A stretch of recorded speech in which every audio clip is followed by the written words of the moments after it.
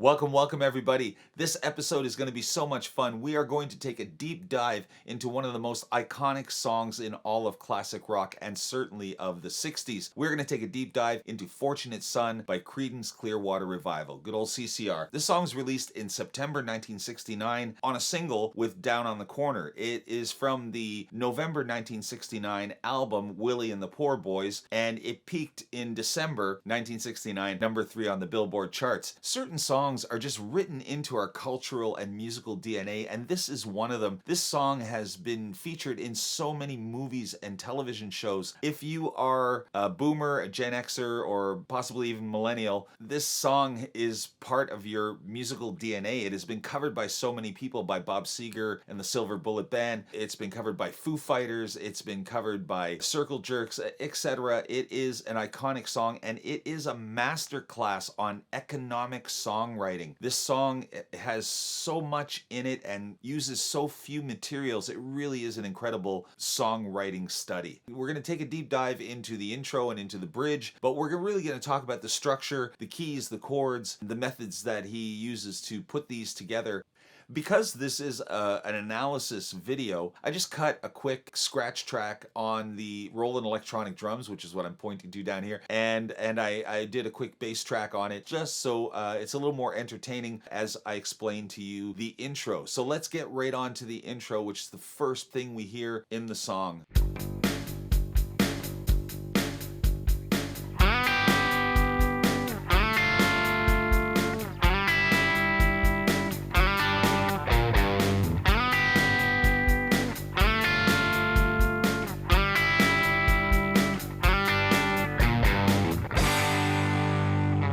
So there you have it. What an iconic intro. It uses one of my favorite musical devices, which is the pedal tone, which is just a repeating or a sustained note while you change different notes, which give it a lot of color. So we have G,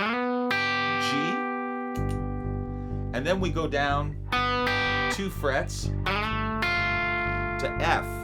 Now on this, we still have G in the bass. Gives it a nice tension. It's kind of like a suspended G chord. And then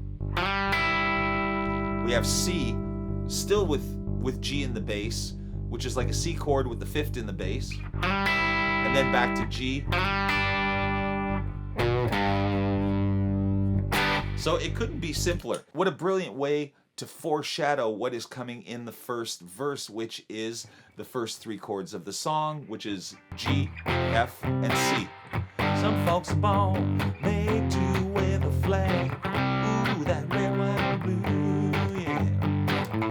When the band plays Hail to the Chief, ooh, they're pointing the cannon at you. And it is the same chords for all of the verses, but what key is this song in? G. Well, it's clearly in some kind of G, right? But F natural is not a chord in G, but it is in C. So really what we're playing here is the key signature would be the key signature of C, because in C we would have C major, F major would be the 4, and G major would be the 5. But instead we're starting on the 5, moving down to the 4. Now this is a very, very well used chord progression in rock. There are so many songs. Steve Miller, go on, take the money and run. Right? It's so many songs, and it is in the Mixolydian mode. The Mixolydian mode is that rock and roll sound, because you get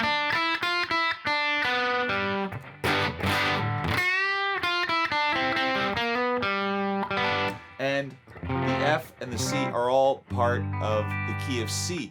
And G being the 5th of C, using the key of C, the key signature of C, well, that makes this in G Mixolydian. So deceivingly simple, but yet quite sophisticated. And then when we come up to the chorus, we go from it ain't me, it ain't me, I ain't no senator's son. So here we have G, D major, back to C, back to G. Now, what's happening now is we have modulated keys into G major, because in G major we do in fact have the 1 is G, the 4 is C, and the 5 is D. So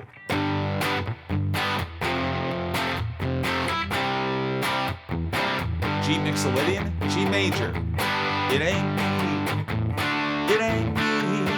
But you see how it just lifts up the song for that part, for the chorus. It really gives it a brightness. It's truly an anthem. It's an incredible little piece of economic songwriting. We're already at the bridge. Again, I did a quick mock-up of the bridge. I want to show you what that is. And that is, again, very deceivingly sophisticated. So let's take a look at that.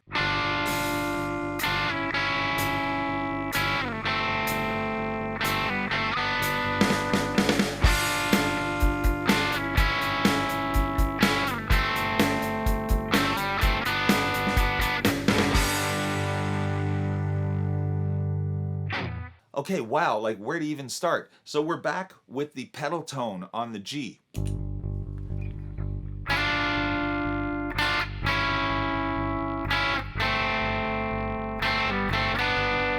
It certainly sounds like a G7 chord.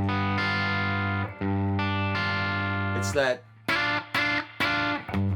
if you were doing a blues in G, that would be your, it's the 5th of G and the 7th played. It's a well-worn blues cliche that that is really effective. So we have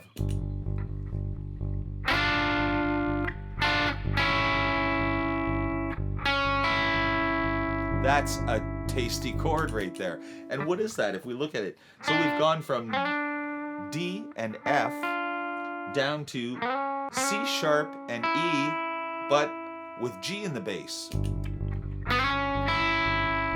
which, if we were to break this apart, would be, which is a really nice G diminished, E diminished, or C sharp diminished, whatever you want to call it. Diminished chords are a symmetrical chord of stacked minor thirds. So here's a minor third, put a minor third on top of that as well. So we have G7, G diminished, look at that, and then some kind of suspended G, because we go down here to what would be the F. We're using, he's very economical in his choice there, back to the F, and then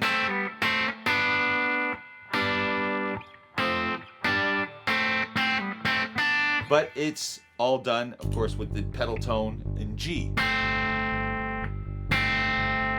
Gives it a kind of a suspension kind of feel.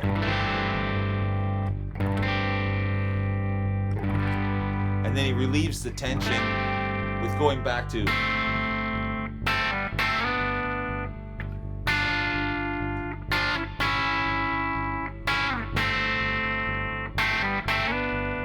Economy of material.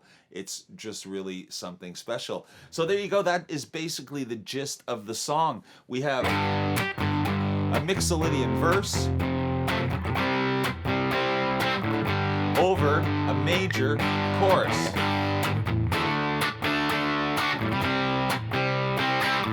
And then the song fades out. But John Fogerty live, he'll use what's called a plagal cadence at the end. I ain't no fortunate one.